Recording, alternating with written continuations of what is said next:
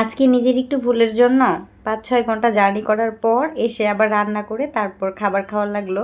যাই হোক, ঘোরাফেরা আনন্দ করা দিন শেষ, আবারও ফিরে যাচ্ছি নিজের গন্তব্যে। ব্যস্তময় জীবন শুরু হয়ে যাবে আবার। বাবু হওয়ার পর বাড়ি থেকে এই প্রথমবার একা একা বাবুকে নিয়ে ঢাকায় যাচ্ছি। মানে আমাদের সাথে কেউ না কেউ যায়, এবার আর কেউ যায়নি। আমার শ্বশুরমশাই হচ্ছে বাস স্ট্যান্ড পর্যন্ত এসেছিল, বাসে উঠিয়ে দিয়েছে। বাস স্ট্যান্ডে অনেক ভিড় ছিল, তারপরও একটা টিকিট ম্যানেজ করা গেছে আর কি। বাসে ওঠার পরপরই একটা কথা মনে পড়ে, খুব খারাপ লাগতেছিল।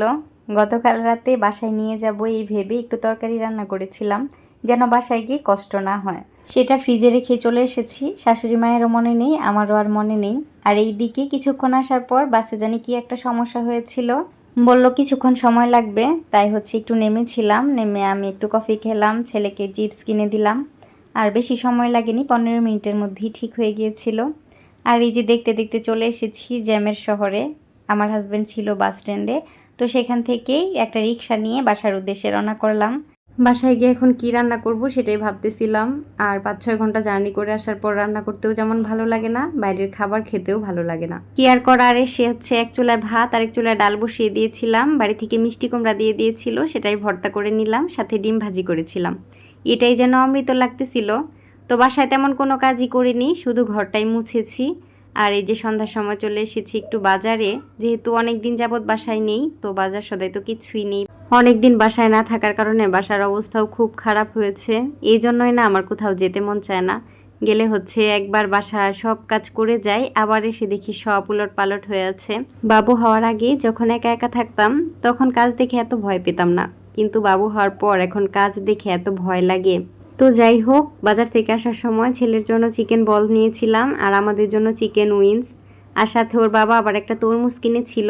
এই বছরের প্রথম ফল মানে তরমুজ আমার বাসায় আসলো। এর আগে তো খেয়েছি, কিন্তু আমার বাসায় প্রথম আসলো আর কি। আর প্রথম তরমুজটা এত বেশি সুন্দর হয়েছে, দেখতে যেমন লাল টকটকে তেমনি হচ্ছে মিষ্টি ছিল। আমার ছেলের তরমুজ ফলটা অনেক বেশি পছন্দ। আর এই যে দেখেন, এইভাবে কেউ কোনোদিন খেয়েছেন কিনা জানাবেন। মানে সস দিয়ে তরমুজ খাচ্ছে আমার ছেলে। আর আমার বাসায় এত কাজ জমে আছে, কখন যে কি করব সেটাই বুঝতেছি না। তবে আজকে তেমন কোনো কিছুই করব না, এই যে বাজারগুলো গুছিয়ে রাখবো, রেখে রাতের খাবার খেয়ে ঘুমিয়ে যাব, কারণ আজকে অনেক ক্লান্ত। কাঁচা বাজার শুকনা বাজার মিলিয়ে বেশ অনেক কিছুই বাজার করা হয়েছে, যেগুলো আমার মনে আছে। তো আরও অনেক কিছু নাই, সেগুলো মনে করে করে তারপর আবার কিনতে হবে। আর এদিকে রাতের খাবারও সময় হয়ে গেছে, এখন রাতের খাবার খাবো। রাতের খাবারে ছিল আলু ভর্তা, ডাল আর ওই যে চিকেন উইংস এনেছিলাম সেইগুলোই। খাবার শেষ করে কোনো রকম রান্নাঘরটা একটু গুছিয়ে এসে শুয়ে পড়েছি, কারণ শরীরটা অনেক বেশি দুর্বল লাগতেছে।